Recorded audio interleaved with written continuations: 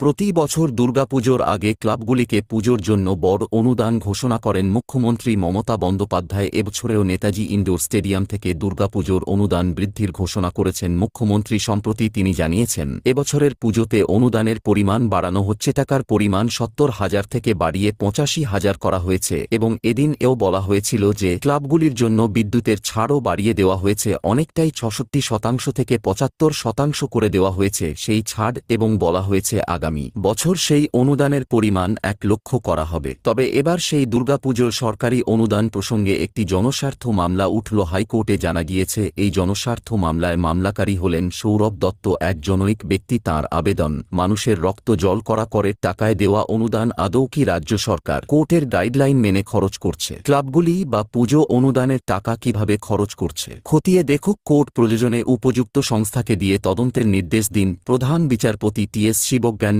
Division বেঞ্চে ওঠে এই মামলাটি। আগামী সপ্তাহে মামলার শুনানির সম্ভাবনা রয়েছে।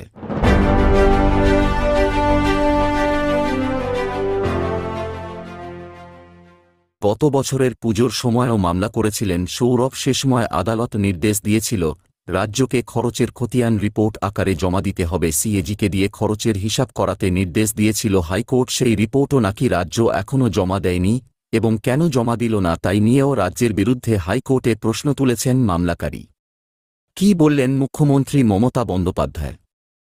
এদিকে পুজোতে ক্লাবগুলোকে অনুদান প্রসঙ্গে মুখ্যমন্ত্রী মমতা বন্দ্যোপাধ্যায় জানিয়েছেন, বাংলার দুর্গোৎসব কেবল একটা পুজো নয়। হাউ এনি প্রান্সিও একে দ্য ওয়ার্ল্ড হেরিটেজ এর মর্যাদা দিয়েছে। তাই পুজোর সময় বাংলায় ছোট বড় মাঝারি শিল্প অন্তত ৪০-৫০ হাজার কোটি টাকা ব্যবসা করে, এবং এই ঐতিহ্যকে টিকিয়ে রাখার দায় সরকারেরও রয়েছে। তাছাড়া পুজো কমিটিগুলো সারা বছর ধরে বিভিন্ন সামাজিক করে, তাদেরও উৎসাহ দেওয়া দরকার।